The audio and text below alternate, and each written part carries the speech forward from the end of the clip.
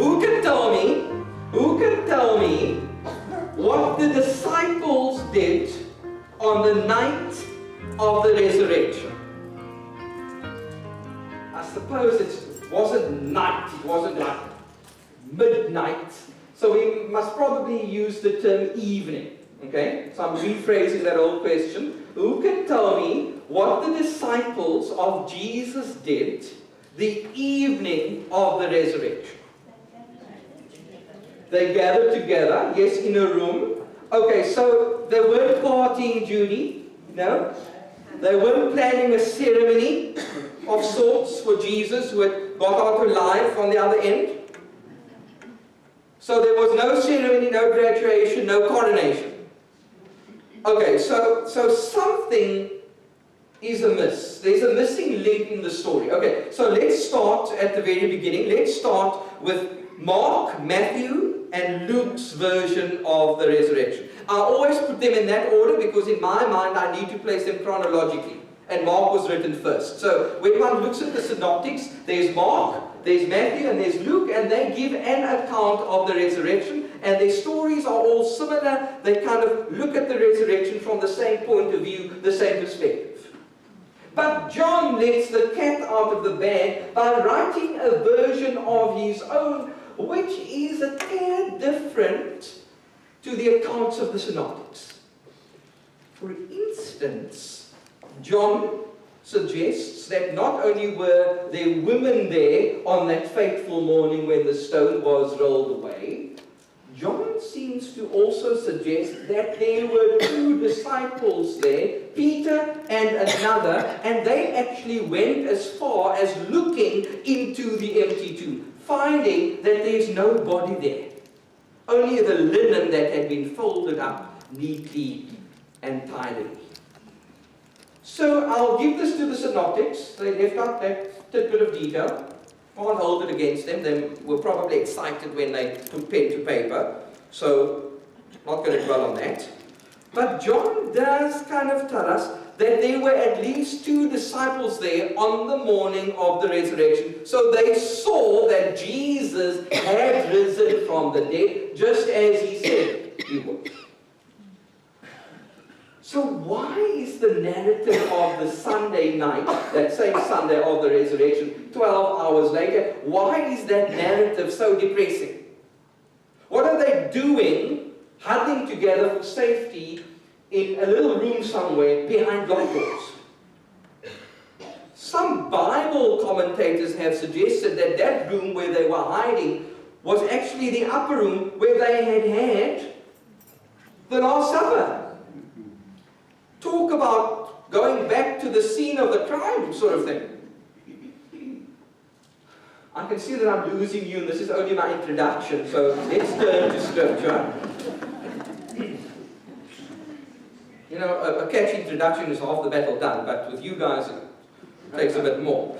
Okay, John 20. So we are in Easter time, so I'm dealing with the resurrection passages between now and Ascension Day, which is on the 9th of May. Okay? So, just so that you're prepared. John 20, so John 20 verses 1 to 18 gives us the resurrection. We dealt with that 2 weeks ago. Today, I am now on the Sunday evening of the resurrection. Okay? Sunset-ish, that time. Okay? Dusk. On the evening of that first day of the week, when the disciples were together with the doors locked. I mean, trust John now to put in that bit of info. It's clearly important to him. The doors were locked for fear of the Jews. Now, some scholars have suggested that that's a misprint, that it didn't originally read that they were hiding for fear of the Jews, but hiding for fear of Judas, which is not impossible that that's what the text originally could have said. You see, they were fearful of the Jews, probably the Pharisees, because they thought if we don't hide in a secret place for safety, the Pharisees are going to do to us what they had done to Jesus. Or perhaps they were very nervous of Judas because he had always been a bit iffy. And of course he had his major wobbly on that Thursday night, when he betrayed Jesus with a kiss. So I suppose it's not all important for us to know what the original said, whether they were scared of the Jews or of Judas. The fact remains that they were very, very scared. It's not even a new sentence, comma. Jesus came and stood among them and said, "Peace be with you!" Exclamation mark. After he said this, he showed them his hands, his side, perhaps even his feet. The disciples were overjoyed when they saw the Lord. When they calmed down a bit, Jesus said a second time, "Peace be with you. As the Father has sent me, I'm sending you." And with that, he breathed on them and said, "Receive the Holy Spirit." And then that complicated bit, if you forgive anyone his sins, they are forgiven. If you do not forgive them, they are not forgiven. I'm not going to touch on that bit. It's just a bit above my fireplace sort of thing. But let's focus on the bit I want to get home to you this morning. There's quite a bit in this passage. I just cannot get over what takes place at that crucial moment. What is the first thing that Jesus does when he appears to his disciples? I want you to imagine them. There were 10 of them. Remember, Judas had taken his own life, and Thomas, for some other reason, wasn't with them. So he missed out on this action. There were 10 of them huddling together, probably cowering, probably shivering, probably shaking in their shoes. And then miraculously, Jesus appeared in their midst. Firstly, we have to note that Jesus stood there in his risen power so that they could see him eyeball to eyeball. Perhaps the standing position is not what we must focus on. Perhaps the words he speaks are more important, for he makes quite a declaration. "Peace be with you," he says, not once, but twice. And this is where my mind jolted as I prepared for today.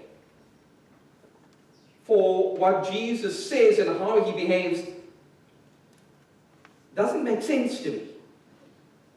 I expected a bit of dramatics.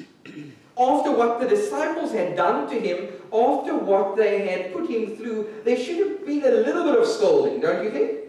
That would have been the appropriate response. It would have fitted right in. But Jesus comes and he tweaks. Twerking is something else. It's what Miley Cyrus does. Jesus tweaks the narrative, and Jesus says, "I'm going to change this whole story. You guys are sitting here not believing that I've actually come back and that they don't call me die hard for nothing. But here I am in the flesh. Have a good look at me and close your mouths that have dropped so dramatically. Because here I am, isn't this good news?" And just when they got over that, just when they came to terms with that, the good news got better. For the reprimand they waited for, the screaming and the shouting never came. Instead, tender wishes of peace. You see, Jesus must have known that they needed peace at that stage, that they were longing for it, because it looks like they were very devastated and very disturbed. And who can blame them? After all the events of the days leading up to that Resurrection Sunday, those disciples had been through a lot. Not only were they in deep emotional and spiritual pain, they were also feeling very guilty and remorseful. It's impossible for their memory to not have lasted 72 hours. They knew exactly where they had been 3 nights before in that garden of arrest and betrayal. They knew exactly where they were not on that Friday morning. remind ourselves of that story quickly. What happened to Jesus? By these very guys now sitting there, sulking and sobbing. Where were they when it mattered most?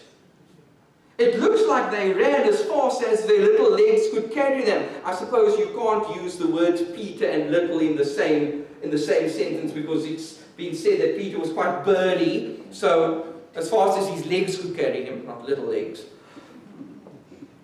But they were nowhere to be found when it mattered most. In fact, Peter had made all sorts of promises to Jesus. He gave Jesus the solid, the steadfast guarantee that when Jesus needed him, that when Jesus needed to count on him, that he would be there. Remember what he had said, Lord, even if I have to die with you, I will never deny you.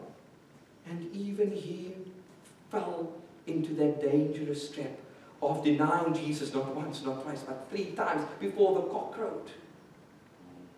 And then it's reported that he went outside and wept bitterly, apparently. So Peter was in the room there. Judas had gone. Thomas wasn't there.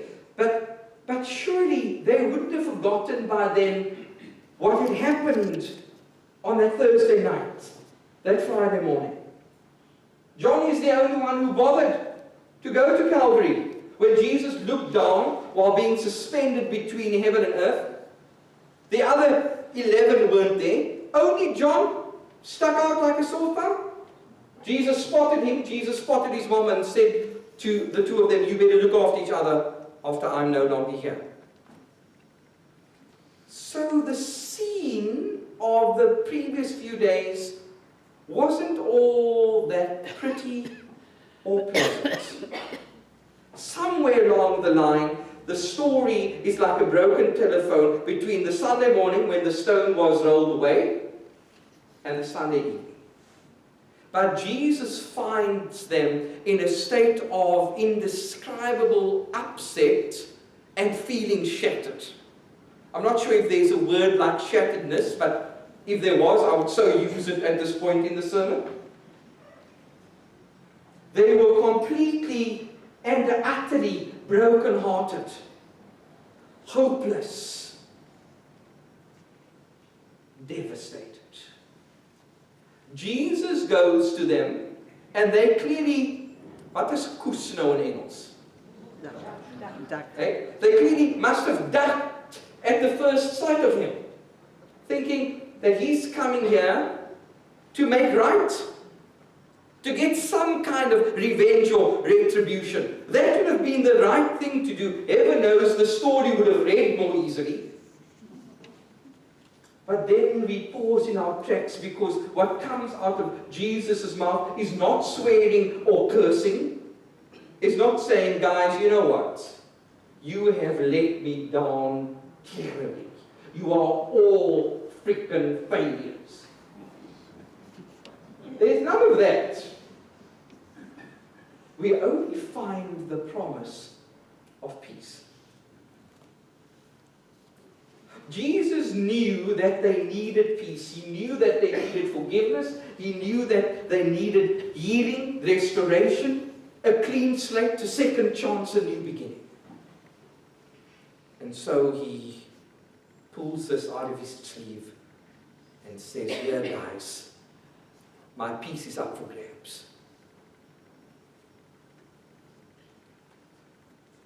This sermon can take one of 2 avenues, and I'm going to let you decide. Firstly, because I want to cover this point comprehensively, okay? So firstly, we can spend the next 5 minutes making up stuff of part of the conversation that we think is not there. Because I don't think Jesus just went there and said 2 lines and then kind of vanished again. There must have been some kind of dialogue. So is that where you want to go with the sermon? Shall we fill in the blanks a little bit? Do you want to make up some kind of pseudo-conversation that could have happened in the room? Or do you rather want me to make a big fuss of the fact that Jesus isn't angry? Where do you want to go? 1 or 2? Right? The second one is what I'm leaning towards. Leon, are you wanting to kind of build a conversation? Okay. Oh no, didn't you just say yes? You said yes, Eugene. Okay, tell you what, you do that in your private time, because I'm sensing from the pews that you want to go for the second option, where we make a big fuss of Jesus not being angry while having been given every reason under the sun to be angry.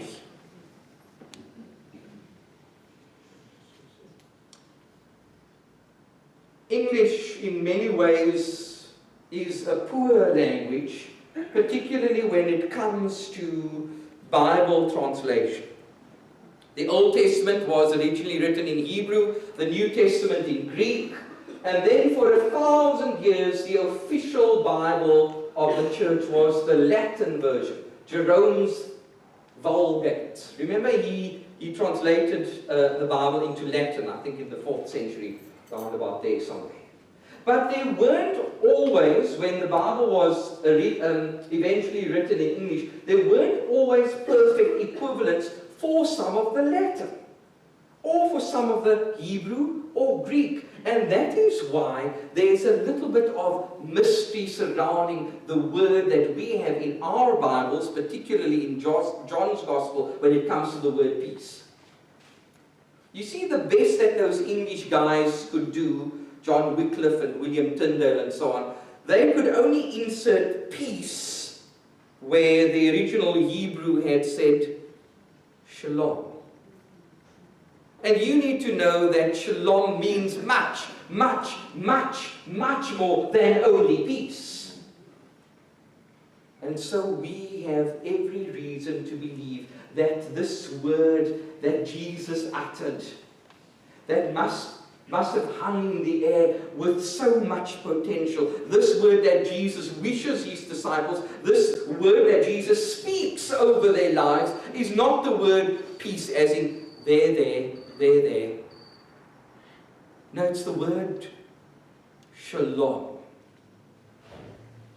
which means, in short, may everything imaginable go well with you.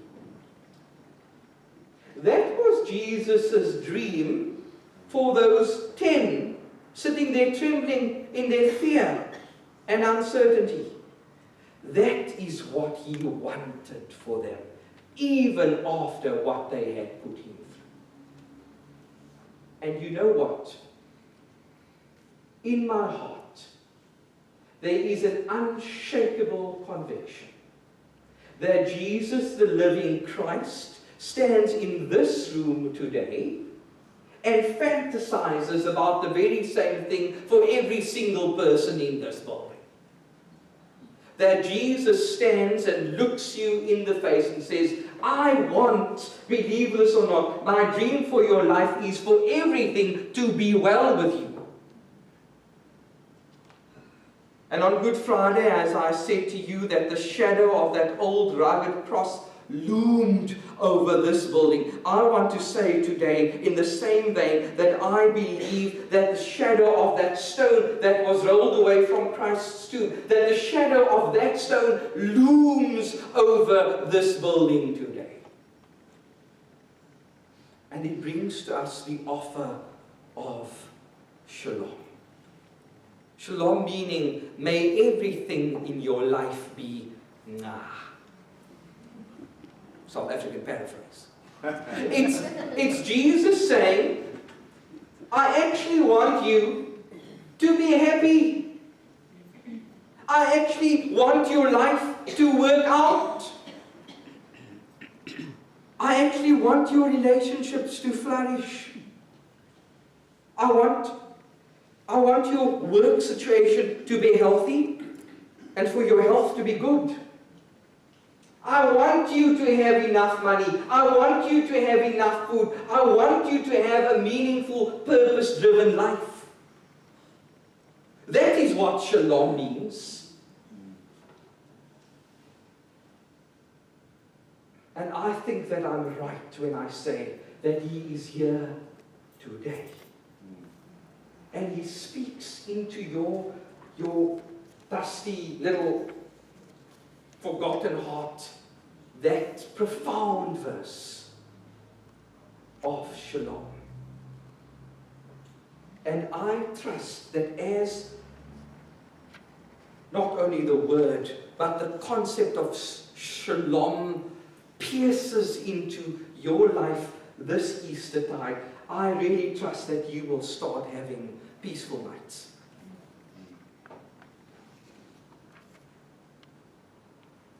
The second thing that we probably have to discuss when it comes to this resurrection passage of Jesus appearing to the 10, remember Judas had left and Thomas for some other reason wasn't there. We'll probably look at Thomas in the next couple of weeks.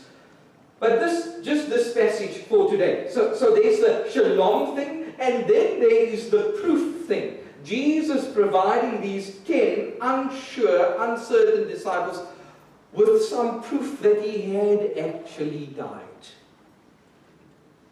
What other motivation would there be, or justification would there be, for Jesus saying to them, come, check out my hands, check out my feet, and let me show you this thing, the hole in my side. I'm a survivor.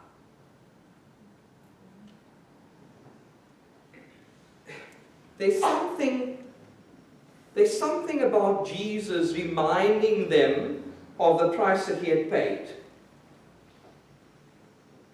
The fact that the cross had been a reality.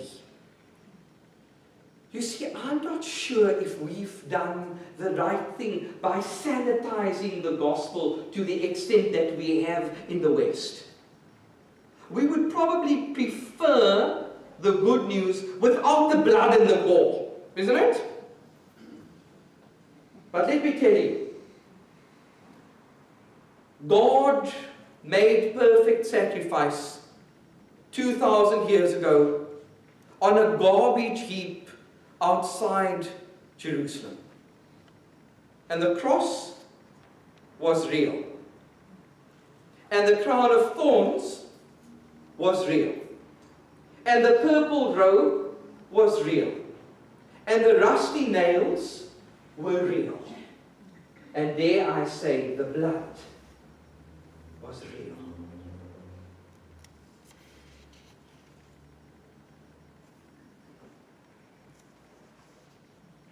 While the Jews in Jerusalem were having their customary and traditional Passover, God was doing a far greater, a far more significant thing. The act of reconciling the universe to himself in Jesus, to use the words of St. Paul.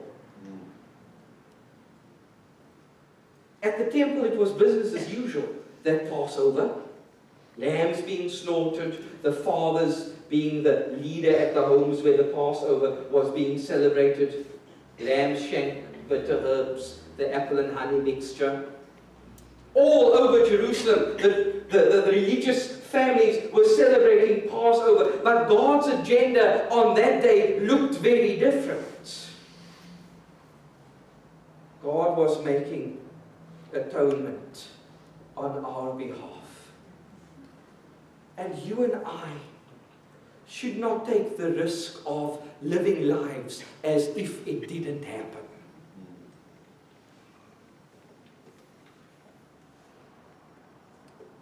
People have commended me for the special Easter I have given you, and I cannot tell you what a privilege it's been, and we will always commemorate Easter as a special time in this church, okay?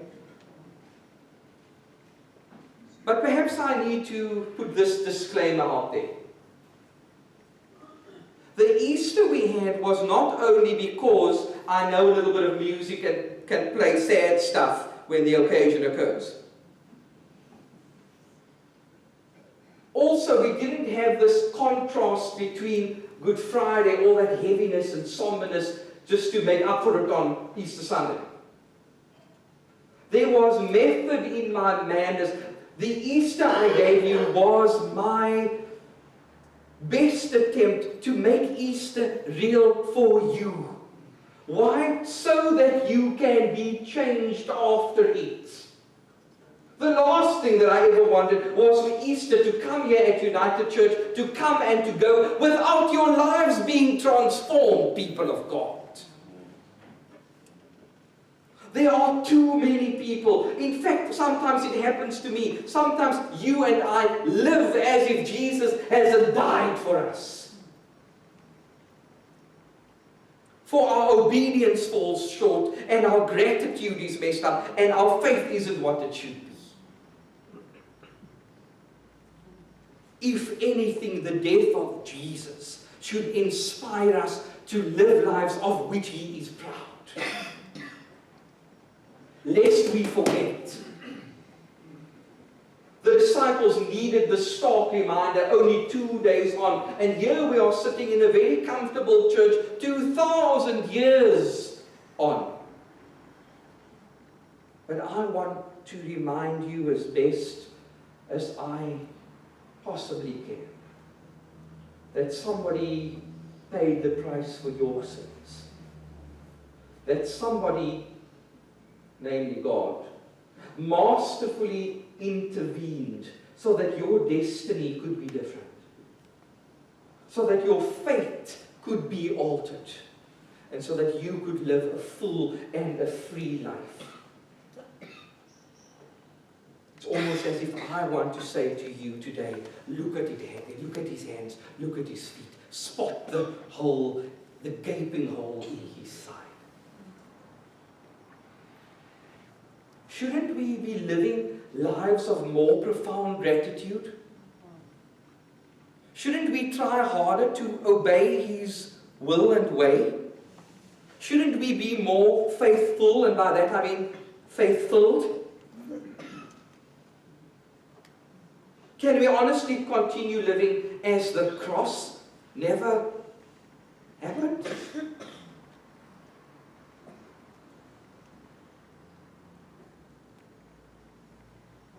After today's sermon, I better practice what I preach. I'm saying to you, I'm so going to check my gratitude and my faith and my obedience. Because all of the above mentioned is probably not on par. Maybe we can do that together. The last thing, what time did I say I would release you? I never said that. I would have remembered that. 11, eh? I can't believe I don't have a comeback. Yeah, well, okay, I can either let you go now after the second point, but you probably want to hear the third point, eh? So, can we negotiate for 10 parts? How's it?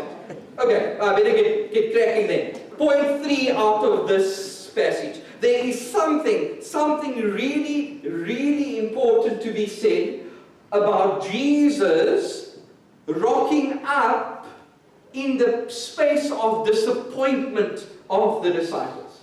I don't know how else to put that.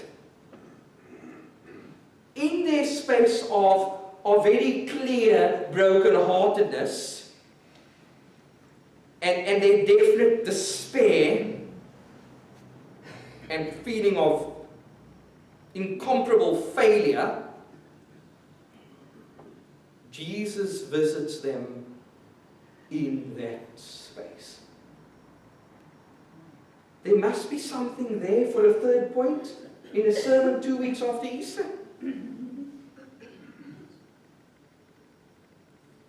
Jesus becomes a part of their devastation. Jesus starts the process of healing and wholeness. Jesus beckons in that threshold of new beginnings, second chances, and clean slates. Don't we all know our fair share, should say unfair share, of disappointment and grief and rejection and bereavement and loss and remorse and paralyzing guilt?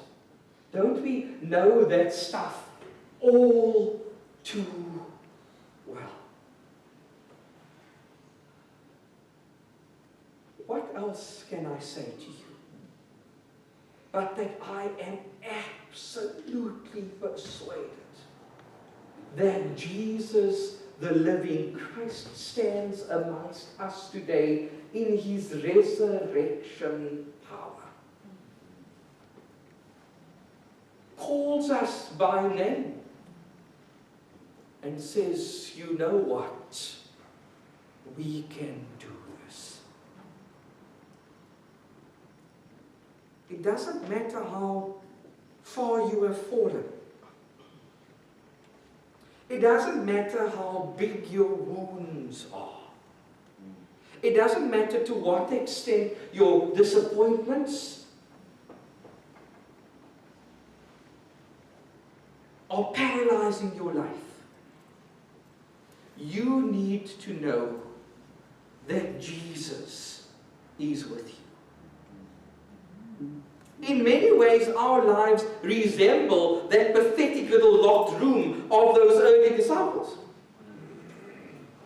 We are as pitiful, as shameful, and as sad. Perhaps we are cowering in some kind of dirty little corner, thinking that nothing will ever come right for us ever again. You need to the whisper of Jesus which says, I beg to differ. My Wesleyan side is going to come out now. In the Wesleyan church, they trained us, Methodist church, they trained us that every sermon should have the offer of Jesus. Don't ever say amen without the people sitting in front of you knowing that Jesus is their Savior, that Jesus will take them in, that Jesus will not push them away, and that Jesus can make an enormous difference to their lives. So, for what my Wesleyan training is worth, I'm saying to you today, if you haven't already, just give Jesus a shot. Just bring him your prayers. Doesn't have to be anything hectic. Start by saying something childlike like, Lord, I believe, help thou my unbelief. Or perhaps even something more simple. Perhaps you should start with, Lord, have mercy on me, the sinner. There's no way that Jesus can make you turn around. So I would give it a shot if I were you. Maybe your life is in that place of pain, struggle, frustration. Maybe you are choking on your loneliness. And maybe fear has overtaken you on the road. If all of the above mentioned, or any one of them even, rings the bell, I want you to reach out to Jesus. And all that you will find is his nail-scarred hand reaching out to you also. Reach out and touch the Lord, the old chorus says, as he passes by. You will find he's not too busy to hear your heart's cry.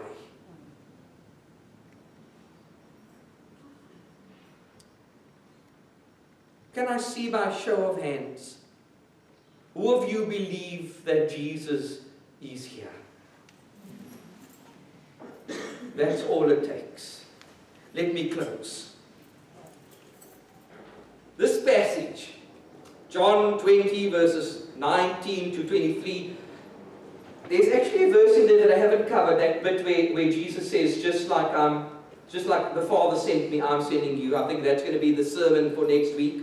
So now you know, so you can decide whether you're going to come or not. But this passage of Jesus finding his his scared disciples in the upper room where they had the Last Supper, finding them in their shatteredness.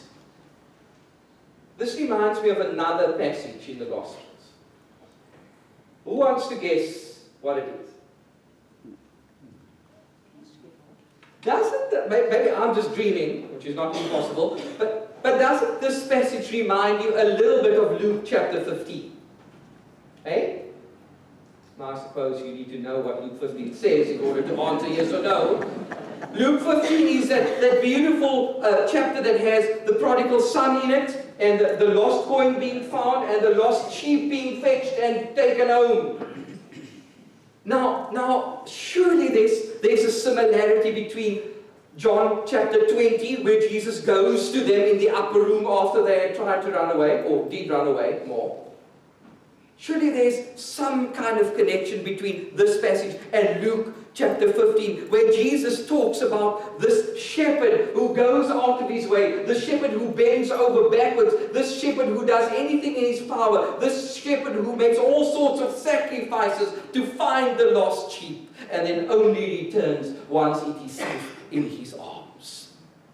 If you ask my opinion, those passages are pretty much the same. Amen.